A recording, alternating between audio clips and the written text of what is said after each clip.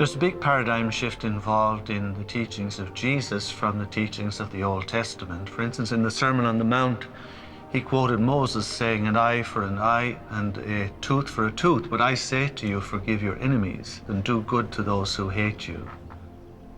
In the teachings of Jesus, it seems that thinking something is the same as doing it. So if I think of murdering my neighbor, but don't actually do it, obviously it's different from for the neighbor. But for me, it's not different in terms of human evolution. And this is something that's borne out by the quantum understanding of the world, which we're familiar with today, that it's the thought that governs all things. And in the evolution or the development of myself that I am constructing, so to speak, internally, the thought is what's paramount. So I think in that respect, many of the teachings and parables of Jesus were touching on something that we know now to be eminently profound about the nature of the reality we live in and how the processes of evolution that we want to use for spiritual development actually function. Part of what the new paradigm is the awareness that the spiritual is real. I mean, in mainstream medicine is the only system of medicine in the entire world that does not invoke higher power and mystery. It's the only one. Well, I think the reason that science hasn't really explored these questions is twofold. One is that there has been a significant conflict, if you will, between spirituality or religion and science over the last century, really, where people have really come to look at religion and spirituality as kind of this falsehood and as delusional and in a very negative way from the scientific perspective, and having nothing to do with what science can show. But I think what's happened is that not only have people realized that science does have something to say about spirituality and that we can utilize science to help us understand what the spiritual sides are of human beings. So that's one thing. And the other thing is that as our science gets better, we're able to ask more interesting and more complex questions. So 15, 20 years ago, we couldn't ask a question about what goes on in the brain of somebody when they meditate. But now we have the techniques and the ability to explore that kind of issue. So on one hand, science is developing to the point where we are having the ability to ask these kinds of very complex questions about these very unusual experiences that people have. But there's also a realization that there may be more to these experiences than what we have typically thought of, and that science and spirituality may actually have something to say about each other.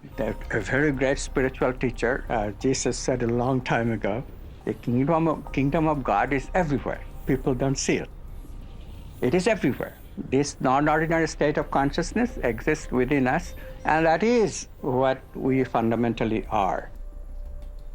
Descartes invented dualism to avoid the problem between the church and science.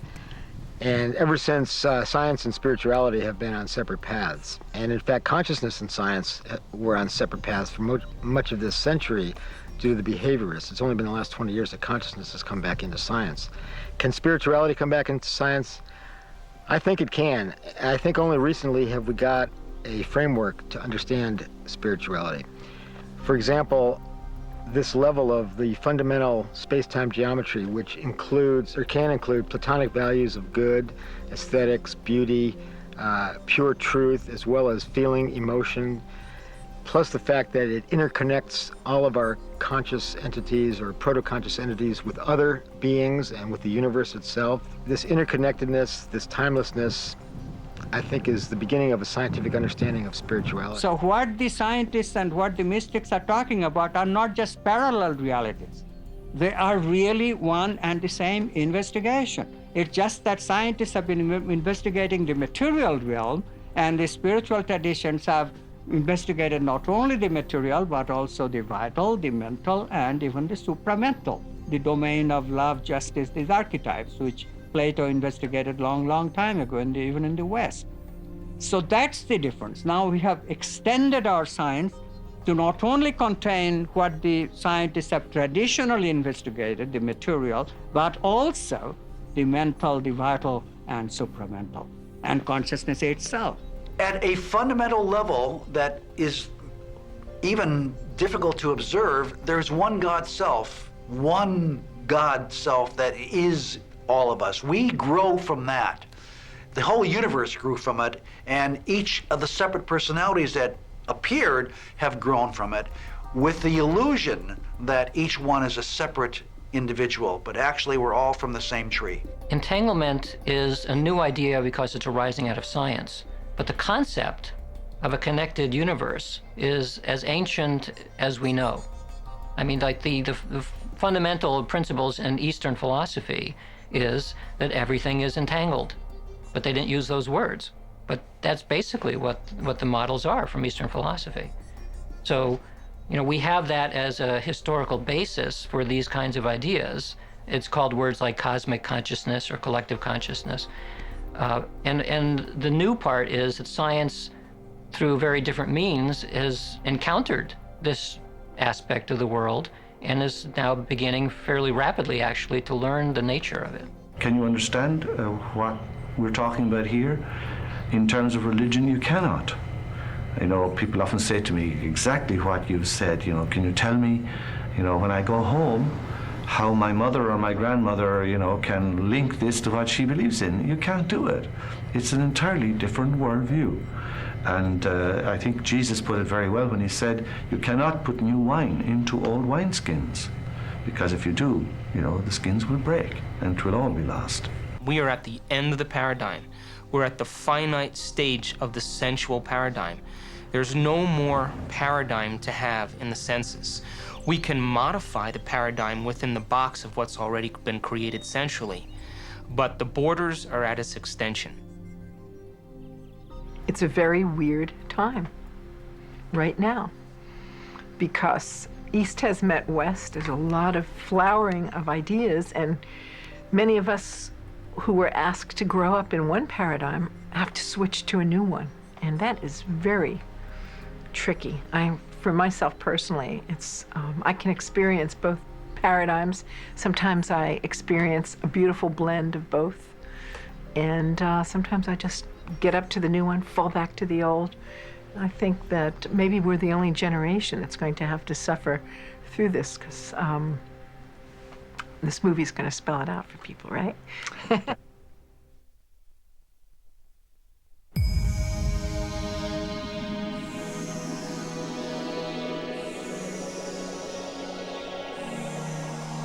You can't just say, well, it only took 20 nanoseconds for this healing to take place, because we don't know in that person's subjective world what the process was that got them up to that point of acceptance, or what got them to the point where they could surrender themselves to a greater order. And so what appears to be a nanosecond could be a person's journey to acceptance. When the soul emerges, when a person begins to wake up, they begin to weigh what they know and what's working for them against what is that inner urge and that inner drive. And for some people, it's a clean cut. They make the break, they understand what it is, and they begin to gain knowledge and apply that knowledge. Other people have to have their system fall apart. They have to go through the disruption of that ordered and finalized, complete state of the personality that keeps everything intact and everything in order based on how the person's wired. So the tragedy, in one sense, is really just the death of an old self. And it allows, then, a birth. And the birthing process at times can be difficult because it's painful. And what's painful about it more than anything else is that we no longer are producing the same thoughts that make the same chemicals. We're breaking the addiction to all those agreements chemically.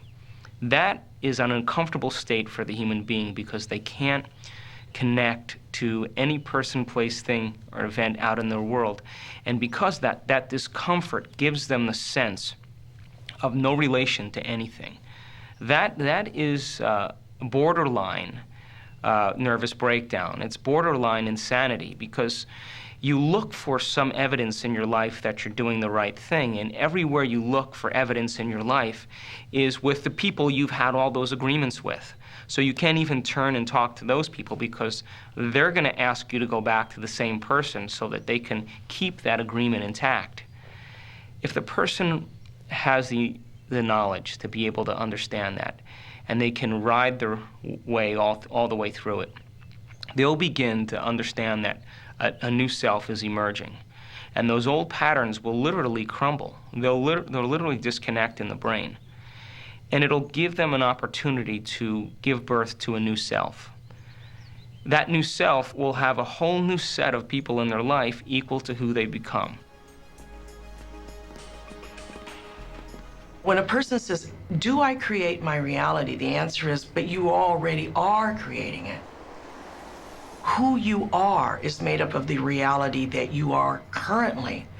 To change that would be to change one of those concepts of people because you became expanded, that you brought into your neurological makeup an idea. That new idea suddenly augments present reality.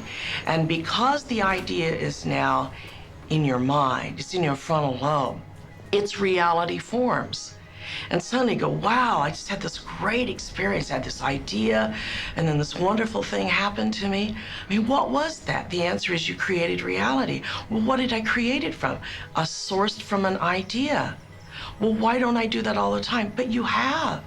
The idea of who you are with, where you live, what you look like, what you wear, who you talk to today, what you're going to do tomorrow, you have all created this as fundamentally your reality. So everybody in your life is an aspect of yourself, and what you did is you simply added to it. You added a new reality to that mix. So we're so busy being it. It's like the fish in the ocean. Somebody gives the idea to the fish that it's a novel idea to ask for a drink of water. So the fish asks for a drink of water and everybody starts laughing, because the fish is in the water. So it's sort of like saying, how do I create my reality? Well, you are the reality. You're already creating it. We only see what we are when we step out of it and we look back at who we've been.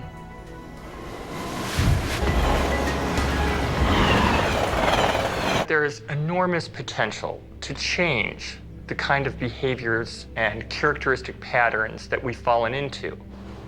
In fact, if you've listened and have remembered anything that I've said, your physiology is different than it was before that.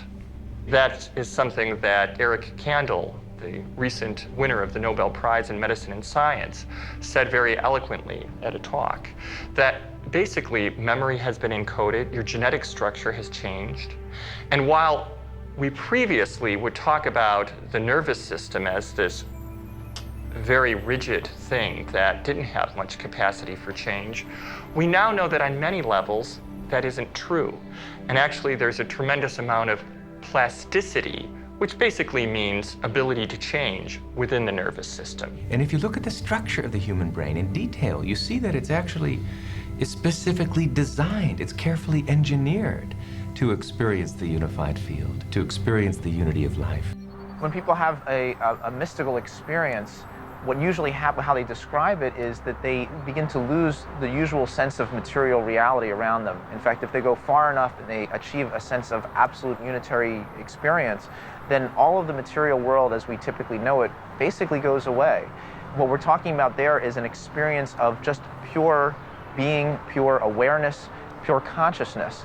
So it's not necessarily tied to anything material. And because those experiences have been described in extremely real terms, meaning that when people have that experience, they perceive it to represent a more fundamental level of reality than our everyday material reality that we normally live in, it creates a very big philosophical problem. Because when we actually try to evaluate what is real and how we know what is real, my colleagues and I have ultimately come to the conclusion that the only way to really make a determination is based on how real it feels, what the sense of it feels. Everything ultimately is reduced to that experience. How real of an experience does it feel? How much does it feel like absolute reality. Well, in that case, when we look at the mystical experiences, they really are associated with an experience of much more fundamental reality than what our everyday reality is like. In fact, even when they're no longer having that mystical experience, they still perceive that reality to be the more real, to represent the more truer form, the more fundamental form of reality. And the material world that we live in is kind of a more secondary reality for them. The reason why people are attracted to psychic experiences or mystical experiences is because they feel it has enormous meaning, like more meaning than usual. And the reason for that is typically a feeling of connectedness, a merging of your ego with something else. And why that should create this internal sense that it's important is not entirely clear to me. But oftentimes, a single psychic experience can be life-transforming. Change is always interesting because it's like walking across a stream. You have a good idea what you want. You say there's life on the other side. I can predict everything on this side of the river. I can predict actions of the people. I can predict the comings and goings of different events. I know how everything's going to be. It's a routine enough experience that I'm bored and I want more. And so we venture across the river, and as we start entering into the river, we realize that it's cold, and the water has a strong current, and it's dangerous. And the moment that we stop to analyze how we're feeling, we lose sight of the other side. And the moment that happens, we rush back to what's comfortable and what's familiar and what's common. And then we can say, when we do that, well, see, that change just didn't feel right. Well, that feeling we were relying on was a feeling based on reaffirming our old personality. The person who has the ability to hold a thought and to hold an ideal and to hold a vision in spite of the feedback from their body is executing the movement to a greater reality. Whenever our boundaries are contracted, we become identified with a small cocoon, we become unhappy. So the whole idea then is to shift, to extend our boundaries. And then whenever we have expanded the boundaries, we are in that extended, bigger self, non-ordinary state of consciousness, which is the source of our happiness. When you start to realize what your true nature is, there is no question, there is no answer anymore. And there is just sudden realization. Now you come back from the rabbit hole and you start to perform in this world of illusion and wonder and magic with that understanding that you're never going to die and you were never born.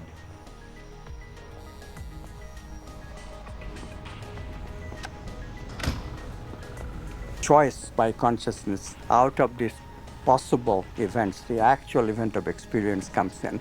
And so, for the first time, science encounters free will.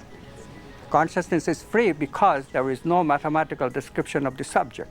Only objects can be described mathematically, and only to the extent that they are possibilities. The question still remains paramount: who is the chooser? Are all realities existing simultaneously? Is there a possibility that all potentials exist side by side?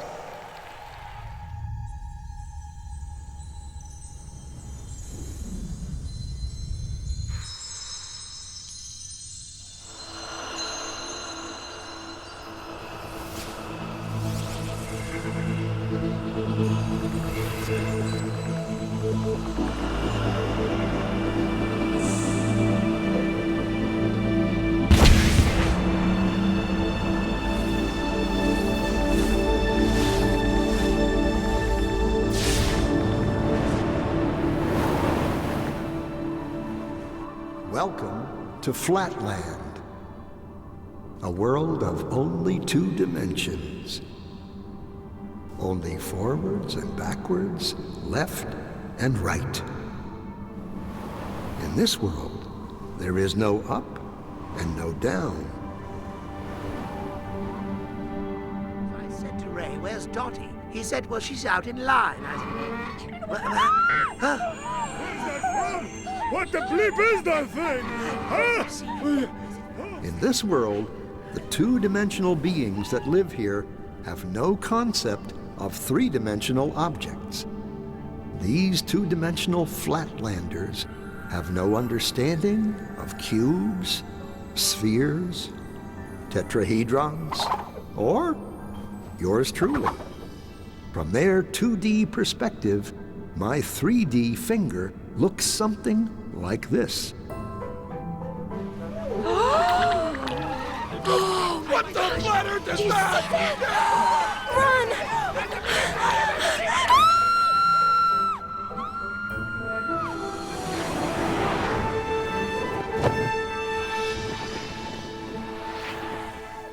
Hello, little circle. Fear of the unknown.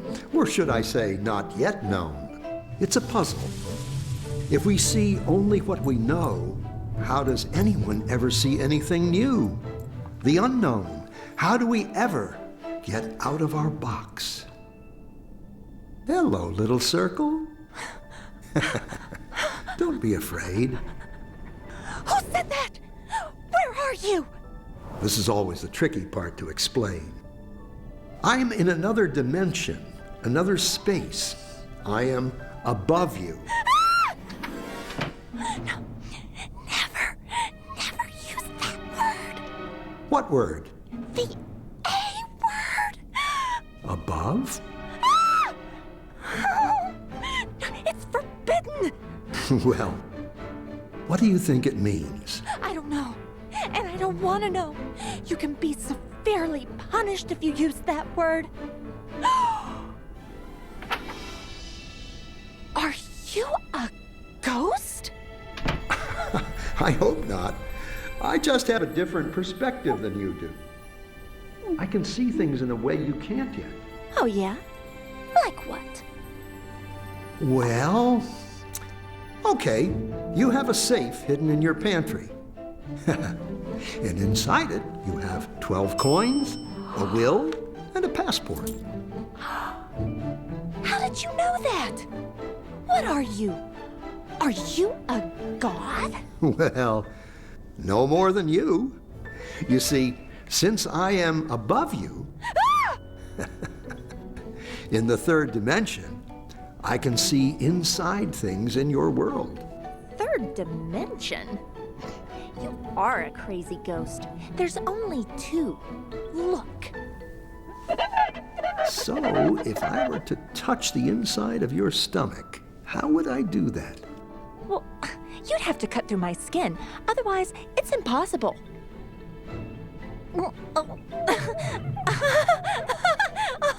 Stop! Stop! Ready for more? More what? Dimensions. Oh. Directions. No. Yes, but there aren't any. More?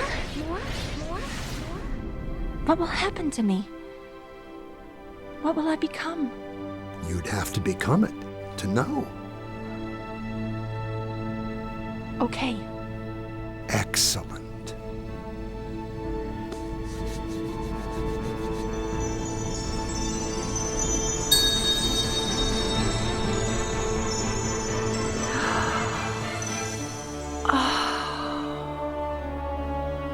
I never knew.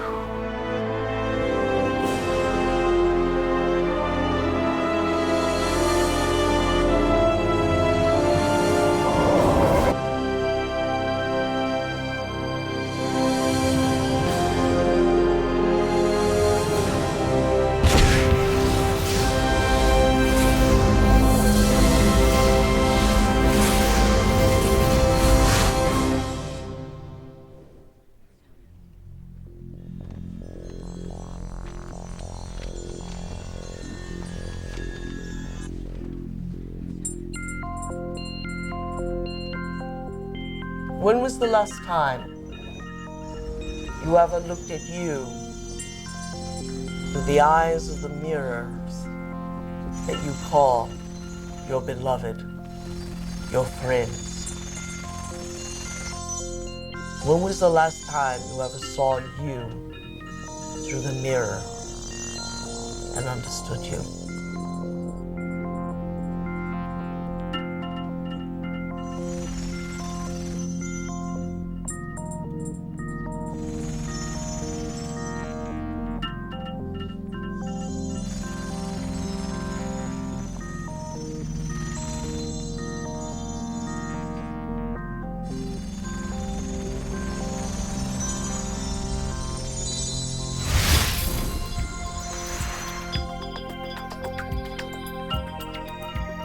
I am much more than I think I am. I can be much more even than that. I'm not alone. Knowledge allows the brain to begin to become wired, and we will begin to see what has always existed, but because we live in those routine automatic programs, we're unable to see because we're processing mind from the familiar. To learn knowledge means we're learning new things.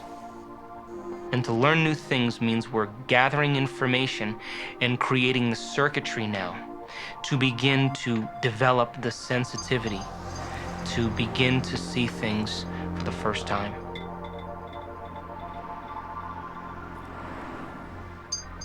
We are entangled. If you want to call it quantum entanglement, fine, but we are entangled.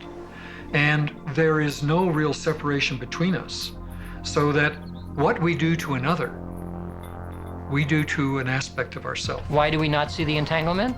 Because evolution has pushed us to not see it. And we get quite good at not seeing it. You know, this sensory input is constructing this image of the world in which the things are separate. But we know through experiments, we know through experience that they're separate, but at some level they're not so separate after all. We're finding non-locality everywhere, in our bodies, in space, from stars, in regions of the zero-point field. Everything is connected. And so we have this involvement in everything. We are our world. There's no out there. There's no place where we end and everything else begins. We're all connected. You take this notion of an entangled universe and you apply it to human experience, because human experience is part of the universe as well. And then you say, well, let's assume that experience is entangled, then how would it manifest? And we can start going through ways in which it could manifest. If there's a connection with another mind, we call it telepathy. If there's a connection to some other object somewhere else, we'd call it clairvoyance. If there's a connection that happens to transcend time, we'd call it precognition. If there's a connection in which my intention is expressed out in the world some way, we might call it psychokinesis or distant healing or something of that sort. So you can go through a list of perhaps 12 kinds of psychic experience that have gotten labels over the years, like telepathy. But this is really just the tip of the iceberg. I think entanglement and collapse in one system inducing collapse in another is exactly what happens in parapsychological phenomena. And it's also true that time can go backwards, so that they don't even have to be simultaneously. One can occur before or after the other. And near-death experiences, particularly when patients report leaving their body and floating above them, their bodies, watching themselves being worked on, and then return to their body, could be due to the fact that consciousness is ultimately a process in fundamental space-time geometry. And when the coherence driving the system stops due to the metabolic insult to the brain, the information is still in fundamental space-time geometry, which is everywhere. So it would tend to start to dissipate. However, due to quantum entanglement, would tend to stay somewhat localized and float above, maybe go out into the waiting room and visit with relatives, which has been reported in near-death experiences. But then when the body is resuscitated, revived, and the metabolic drive in the brain resumes, the information returns to its host, the brain. We are all connected. I mean, I think the most fundamental thing is we're all connected by an energy field. We swim in a sea of light, basically, which is the zero-point field. And I say, first of all, you get away from the whole idea of separateness, because separateness is the biggest problem of the world now. Whatever way we observe the world around us is what comes back to us.